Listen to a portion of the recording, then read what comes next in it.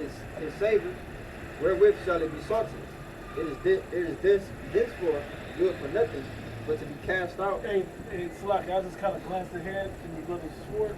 Everything we're talking about to be brought up, the brothers get mentioned about that, bro. It is thenceforth good for nothing, but to be cast out and to be trodden Hey, under foot of what men. good is it? What kind of flavor are we really bringing to Jake?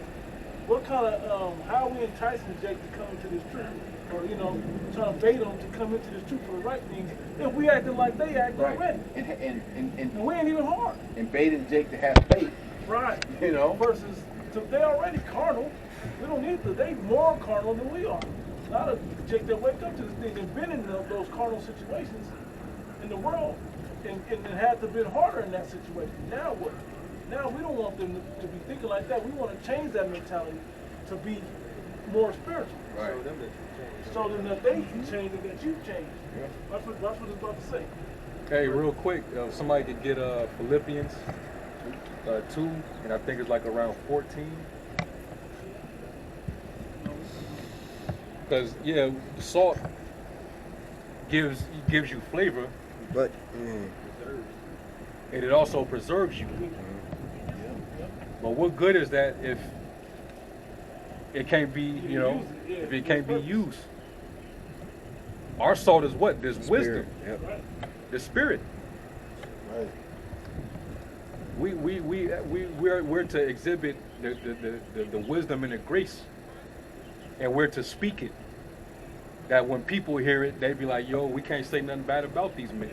Like we let your light so shine. There we go. Philippians 2 and verse 15. 14. 14. Do all things without murmuring and disputing, that ye may be blameless and harmless, the sons of the Most High, without rebuke, in the midst of a crooked and perverse nation, among whom ye shine as lights in the world. See? It's going to go right with that. See? I ain't know why they got that. Go ahead. Like in Matthew 5:14, ye are the light of the world. A city that is set on a hill cannot be hid. Your actions can't be hid if you're doing the right thing. If nobody got nothing bad to say about you, even if you was at a fault, you apologize, my bad, bro. Even if it wasn't your fault, you still take the load. How righteous is that? Bro, how many times have our adversaries, even though they said some evil shit about us in the past wrongly, but they've come around and said like good things about us? Yeah. Vocab went from saying we're the sickest group in Israel to no, GMS is the most honest. They're the most, they're prudent. They're good to, they're the best to deal with. They know he said that. Yeah, how are we the sickest, but we're the best to deal with? That contradicts itself, but we give them credit because it's the truth. Because they sense that in us. They know that we're just simply defenders of the truth, and how much zeal that we have for our faith. Right. Even Sinetta,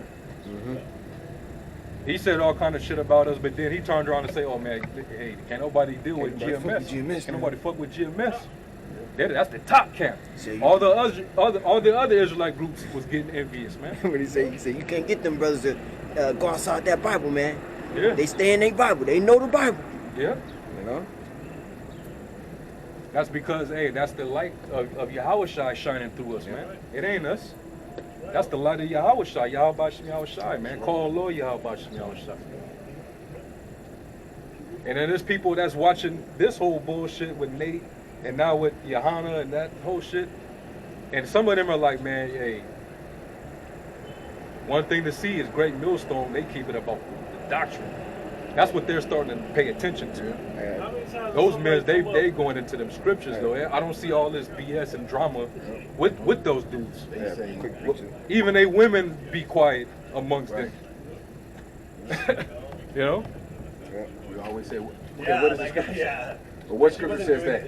Exactly. We go right into the scriptures. It's not our opinion. It's what the scripture says. Yeah, they're sitting back and they're observing, man. Yeah, quick read. It's Luke 21 and 15. For I will give you a mouth and wisdom which all your adversaries shall not be able to gainsay nor resist. That's plain. And when We get the breakdowns, we keep saying. Right. And then I got one in it's the same in it, but it's in the NLT. And it reads, "For I will give you the right words and such wisdom that none of your opponents will be able to reply or refute you." Okay. How you gonna come up against the truth when it's true? Right. You know, when it's being broke down in its proper context, getting all the meat off the bone. It's nothing you can say. Yeah. You know. Hey, real quick. Oh, sorry. I had one too. Titus 2:7. This is in the NLT. It says, "And you yourself must be an example to them by doing good works of every kind. Example, that's cute. It's huge. Let everything you do reflect the integrity and seriousness of your teaching. Teach the truth so that your teaching can't be criticized. Then those who oppose us will be ashamed and have nothing bad to say about us." We quote it, giving no offense. That's a spirit. Yeah, Yeah, that's what I was about to. Yeah. Yep, you got it. 2 Corinthians 6. 1 Corinthians 6. Did anybody bring out Philippians 1? 4 and 14. Yeah, we did read We that did? earlier. Yeah, he did. If you need to, bring it again. I was going to read the NLT. Yeah, go ahead. And then we'll go back to Matthew 5. Philippians 1, I'm going to start at 14. But I want to get to 17. All right. In the NLT, "And because of my imprisonment, most of the believers here have gained confidence and boldly speak the Most High's message without fear. It's true that some are preaching out of jealousy and rivalry, but others preach about Yahweh with pure motives. Yep. They preach because they love me, for they know I have been appointed to defend the good news. Those others did not have pure motives as they preach about Yahweh. They preach with selfish ambition, not sincerely, intending to make my chains more painful to me." Yeah. They want to bring you down. I hate to say that. I don't like that. Their but own that's what it motive. It says their own motive. So they're really, they don't have Yahweh Shai in mind when they're out there doing what they think they're doing. If you out there because you're trying to one up the next man, you're trying to tear down, you're trying to, popularity contest, none of that has to do anything with establishing and building Yahweh Shai's church. It has nothing to do with glorifying Yahweh Yahweh Shai.